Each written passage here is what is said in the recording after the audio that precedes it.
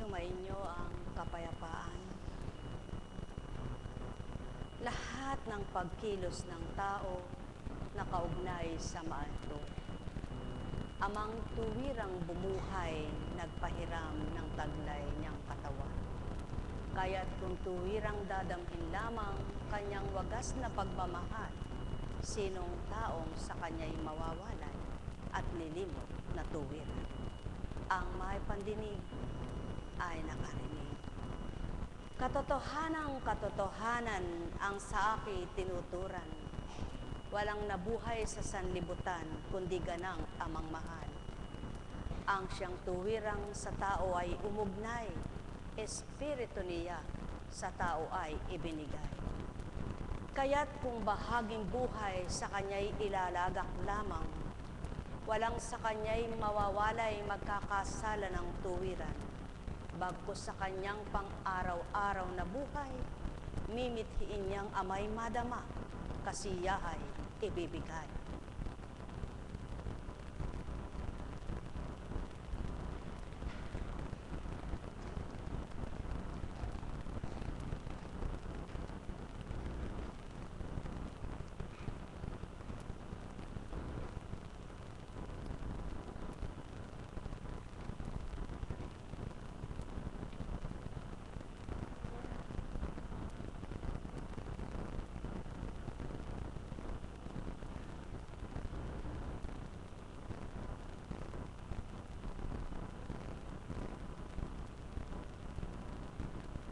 Mga salitang kay inam, kay buti, at kahiwaga, hindi kayang likhain ng tao sa lupa. Kaya kung ang tao lamang ay nanamnam at tuwirang tatanggap sa mabuting balita, walang tao mapapariwara. Mga karunungan ni Solomon, hindi malirip ng tao na ordinaryo at natural na pagkatao. Subalit, ang may taglay na espiritu, kasiyahan ng puso niya'y madarama ito. Ang karunungan ay maningning at di kumukupas. Madaling matagpuan ng naghahanap sa kanya. At nakikita agad ng mga nagpapahalaga sa kanya. Maliwanag ang katotohanan. Hindi ito masasaysay, hindi ito masasambit ni Solomon, ni Haring Solomon, kung hindi niya ito nakamtan, kung hindi niya ito naramdaman. Sa makatwid, mula noon, ngayon at magpakailanman, mga nagbabahaging nilalang tuwirang sa kanila'y naganap ang mga bahaging kaloob ng Ama na kung papaano'y mahiwaga siya. Kaya't kung ang lahat lamang ng isang halimbawang nilalang na binigay ng Ama sa lupa para sa kapwa niya, ay magmimithi ang kapwa niya na matulad sa kanya, sino pa nga ang malalayo at sa Ama'y di makakadama? Maliwanag ang katotohanan, walang pagmumulang iba maliban ang Ama sa karunungang pangkabanalan at sa isip na makatotohanan. Madali siyang nagpapakilala sa mga naghahangad sa kanya. Hanapin mo siyang maaga at agad mo siyang matatagpuan. Wala sa bata, wala sa matanda ang pagkilala sa Amang dakila. Kung ang isip at damdamin ng tao'y sa kanya nag-aadhika, ano man ang edad mo'y masusumpungan mo ang kanyang kahiwagaan at kadakilaan. At habang hinahanap mo ang kanyang katalinuhan, hindi ito mawawalay sa iyo, bagkus patuloy kanyang sisidlan at tuturuan.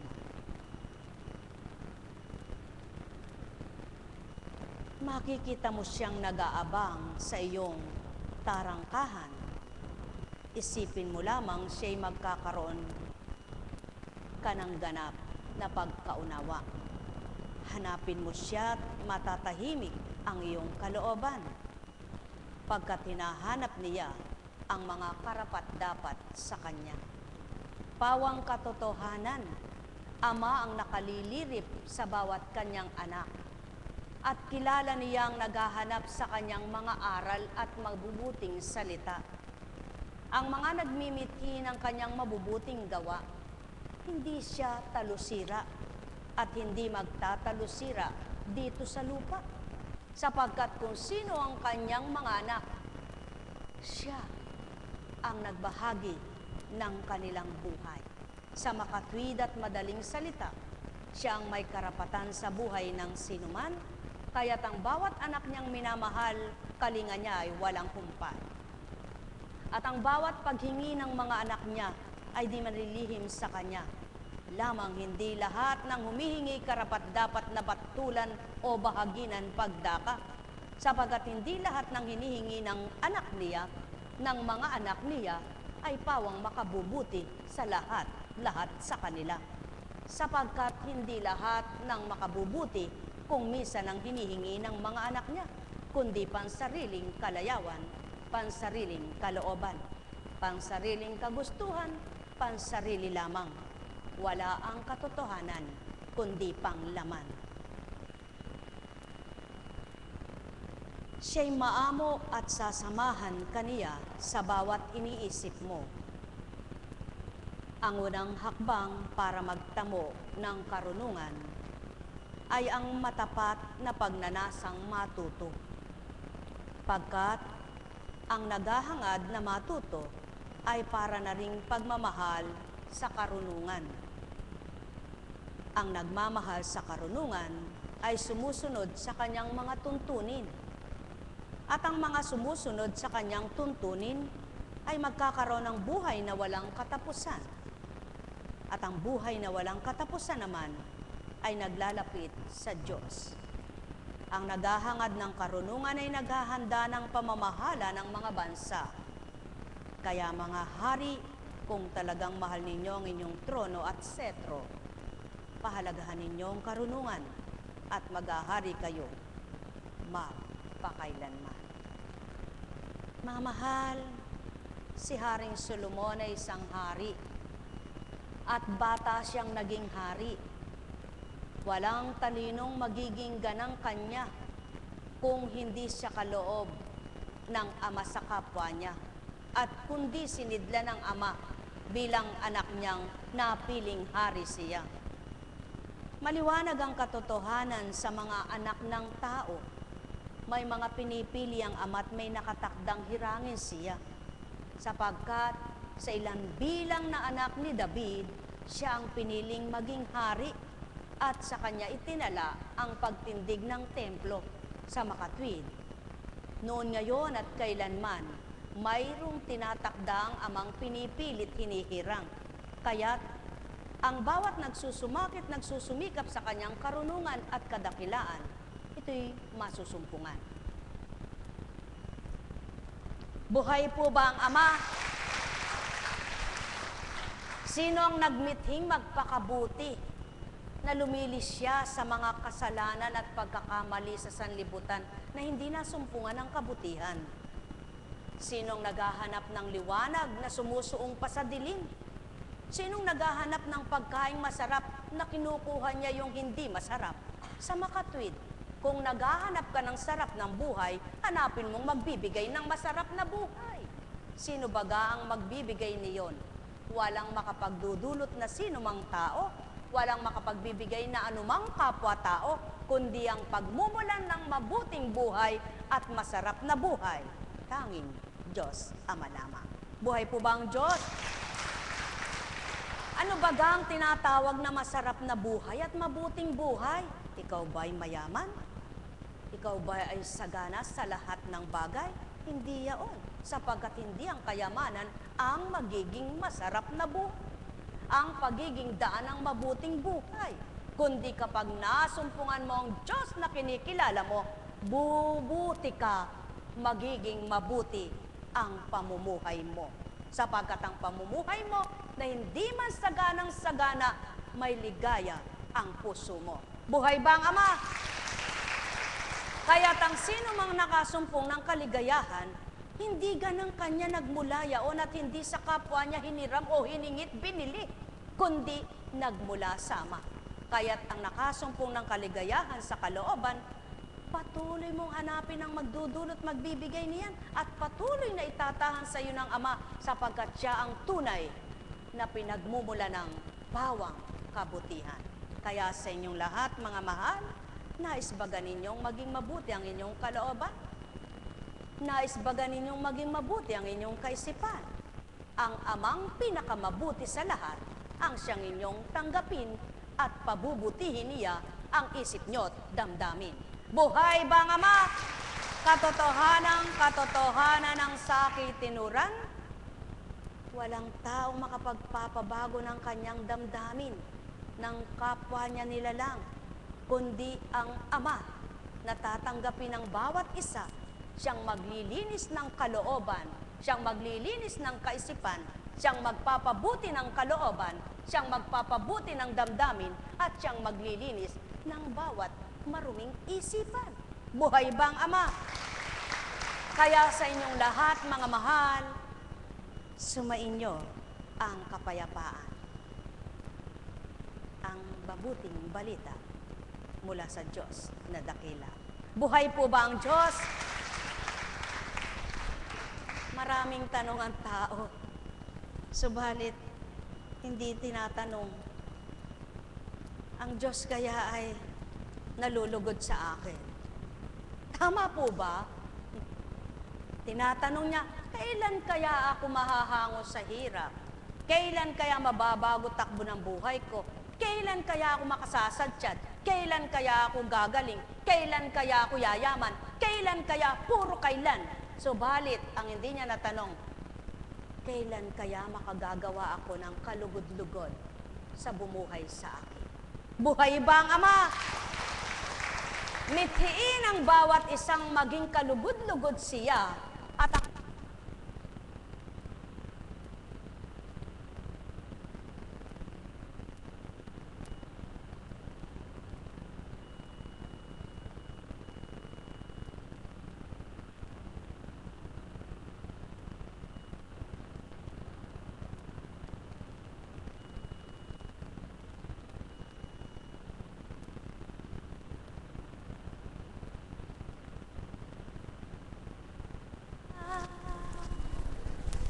pagka-winika niya, manalig ka na.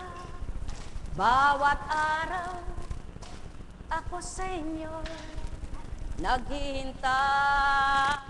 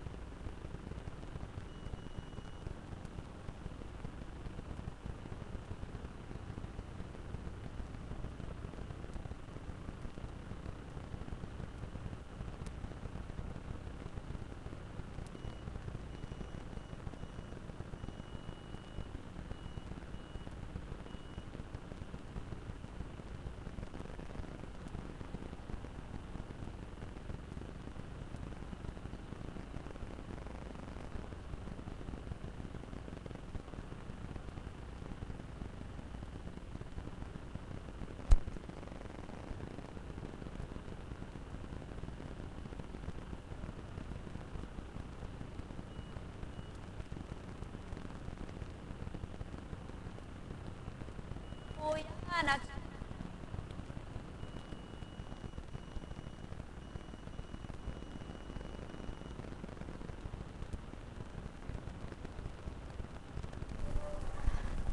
alam niyo po, kahit balat ng candy, pag pinagtiwalaan mo, talagang magaganap sa buhay mo yung pinanin. Buhay po ba ang Diyos?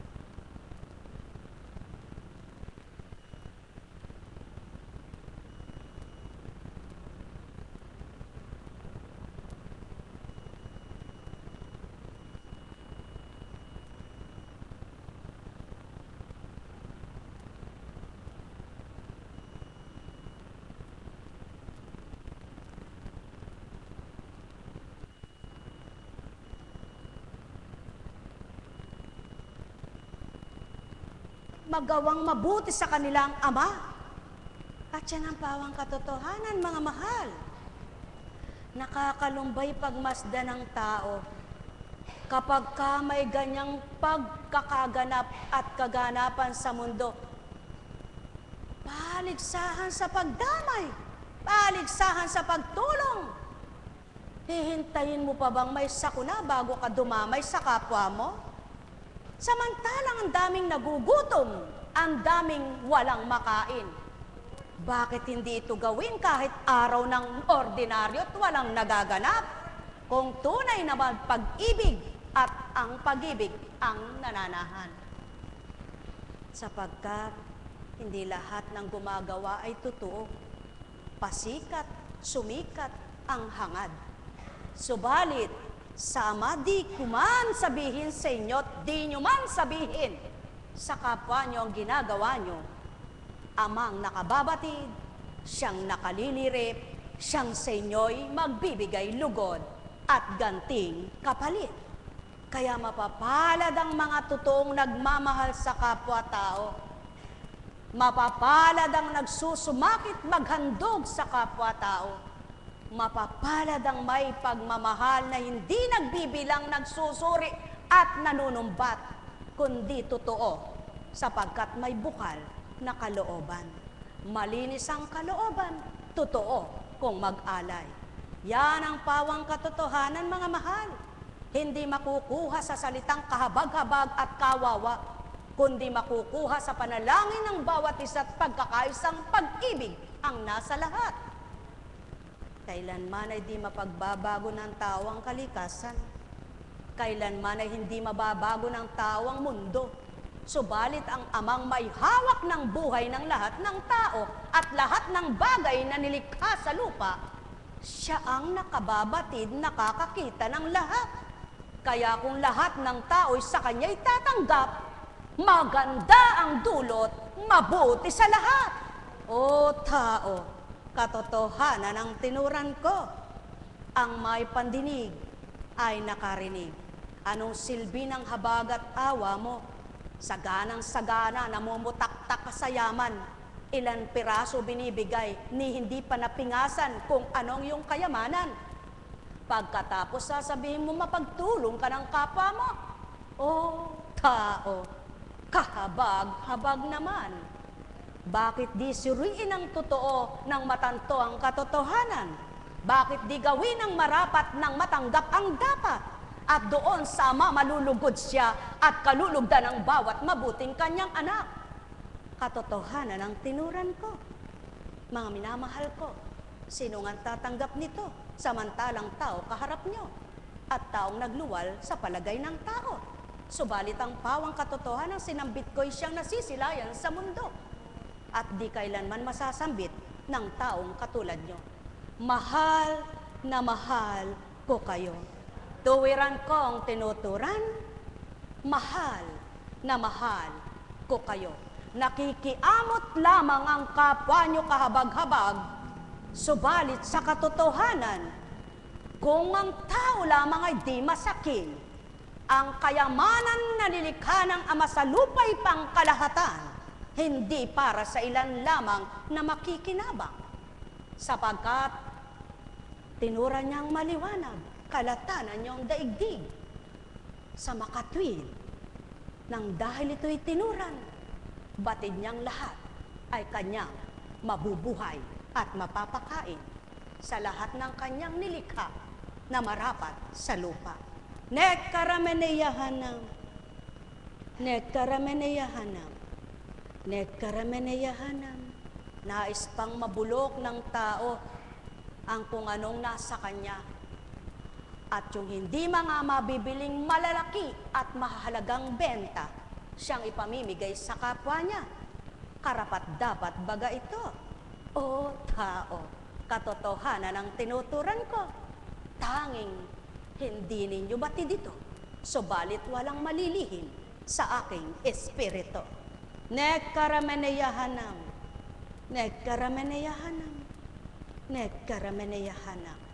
Alalaumbaga, ang sinumang nagtutura ng pawang katotohanan hindi ganang katauhan ang sa kanya'y nagluluwal.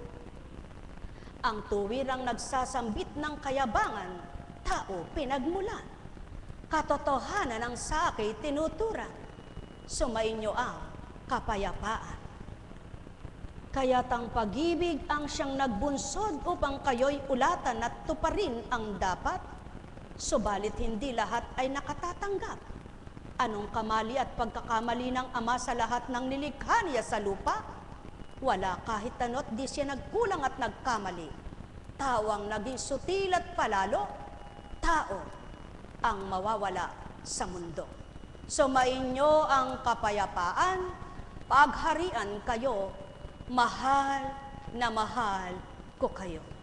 Tuwiran kong tinuturan, mahal na mahal ko kayo. Mapapalad ang nakikipagtotoo sa espiritong di niya nakikita, subalit batin niyang wagas sa tapat kung magturan at gumanap. Mapapalad ang nagsusumakit na matuto sa kabutihan at tumupad, sapagkat di ganang katauhan ang sa kanya'y gumaganap.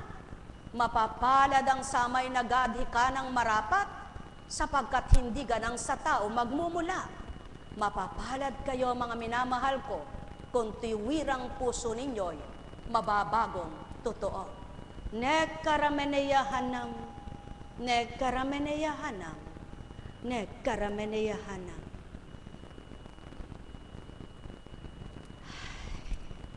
Buhay po bang Diyos? Buhay po bang Diyos? Napakabuti ng Ama, napakadakila niya. Maghasik ka ng isang dakot na bihing palay, pag tumubo yan at umani ka, hindi lang 2 salok. Tama po ba? Sa makatwid, sino kaya ang naghahasik na pababayaan ng Amang mawala ang kanyang ihahasik? At sinong tagapag-ani ng hinahasik ng kanyang mga tagapaghasik? Mga mahal, sumainyo ang kapayapaan.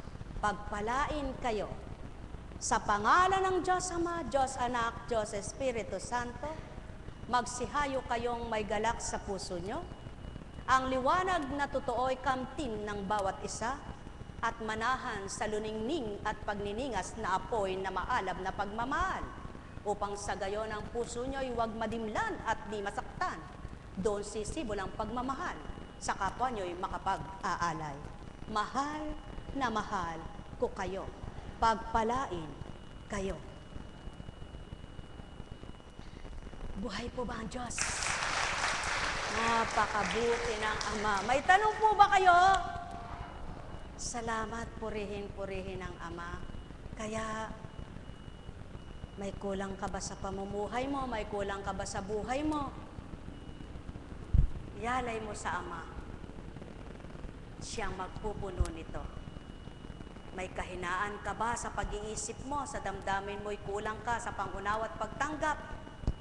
Ihiling mo sa Ama, hilingin mo sa Kanya, at sisidlan Kanya. Ikaw ba ay hindi makatahak sa daigdig ng hindi natutungo sa dilim? Huwag kang mawawalay sa Kanyang Espiritu, akayin Kanya sa liwanag at diretsyong daan. Ikaw ba ay hindi makatanggap ng mabuti sapagkat hindi ka nagpapakabuti? Magbago ka na bago mahuli ang lahat. Buhay ba ang Ama? Buhay po ba ang Diyos? Mga mahal, napakabuti ng Ama. Minsan may nagsasabi, kakagaling mangaral nun ba't yung pamilya hindi nagbabago? Wala ring kasalanan nung magaling na yon, sapagkat ang Ama ang may hawak ng isip at damdamin. Kaya huwag hamakin ng sino man ang tagapangaral at nangangaral, lalo't higit kung makatotohanan, sapagkat kung minsan niya o'y pagdalisay sa isang naglilingkod, subalit sa mga taong mapaghusga at mapanghatol sa kapwa-tao, mapanira. Walang hinahanap kundi sumira ng kapwa, sapagkat ito ang kanilang gawa. Subalit ang taong may pangunawa at sa Ama ay nakakaunawa sa kanyang mabubuting gawa, batin ang lahat, mayroong takda. Sumainyong kapayapaan, pagharian kayong ganap. May tanong po ba? Maalaala nyo kaya ang sa inyo'y bumuhay kung kayo'y nasa pigati, sa puso nyo'y may lumbay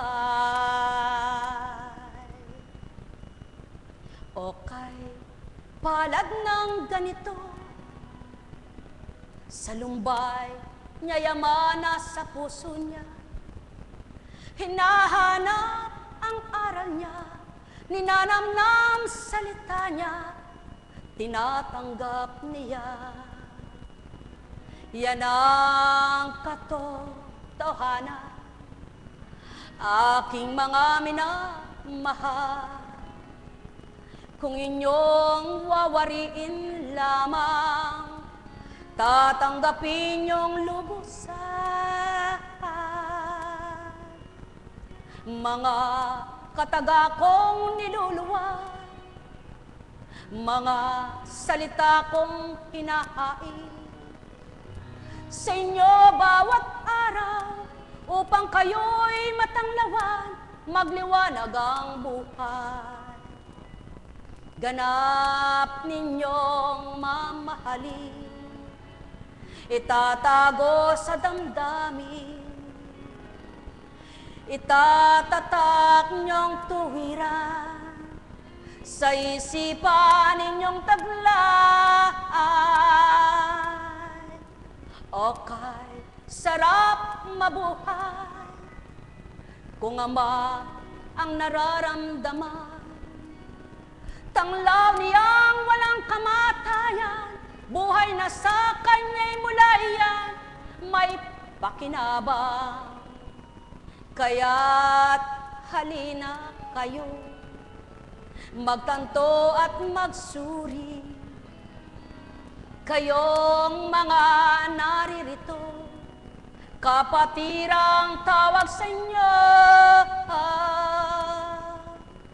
sa mga pag-ulat ko, sa mga hinahayag ko sa inyo, pagninilay, pagpupulay, pagtatanto ng tuwiran ang makakagising sa mga patay niyong damdamin, sa mga tulog na diwa, sa walang mga pakiramdam, kung ano ibig sabihin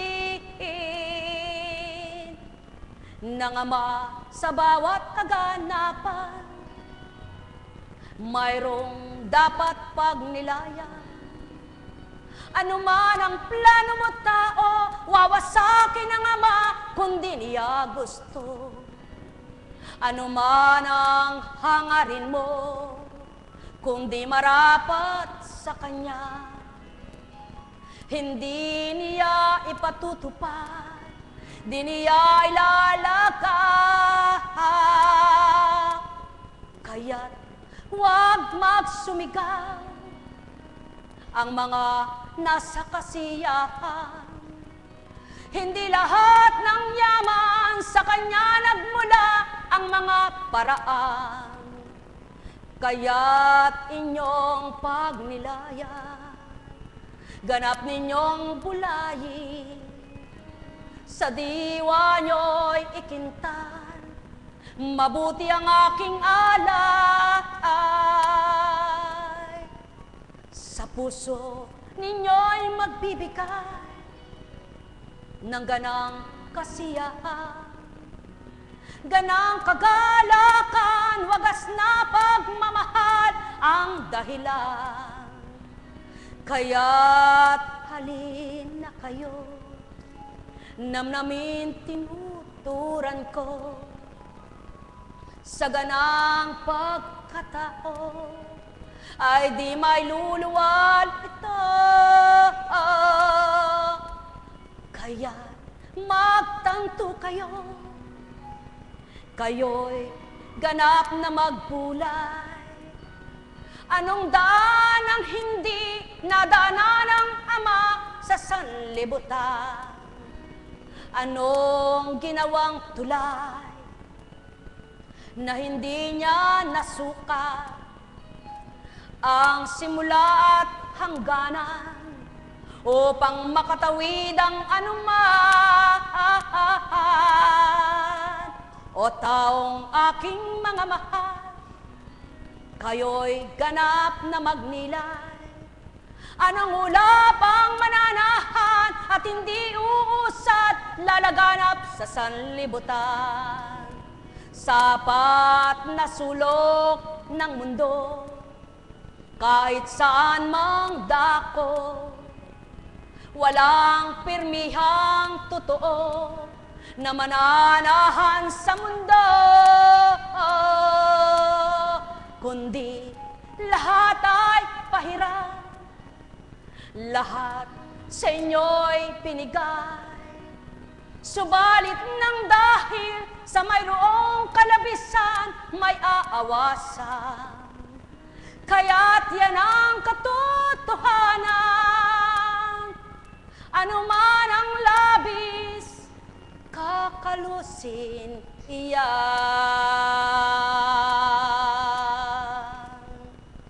Kaya't ang layon ko, maging patag kayo, matanto nyo ang buhay, masayang makapamuhay nang mula sa amang nangunguna at naghahari sa bawat isang kanyang anak na minamahal.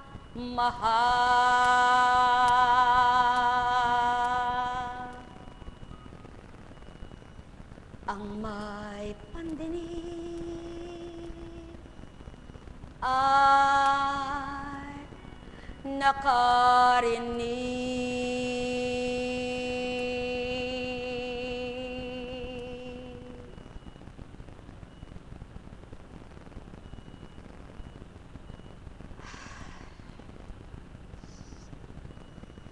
Buhay po ba ang Diyos? Kay buti ng Ama, kay dakila niya, pagpalain kayo.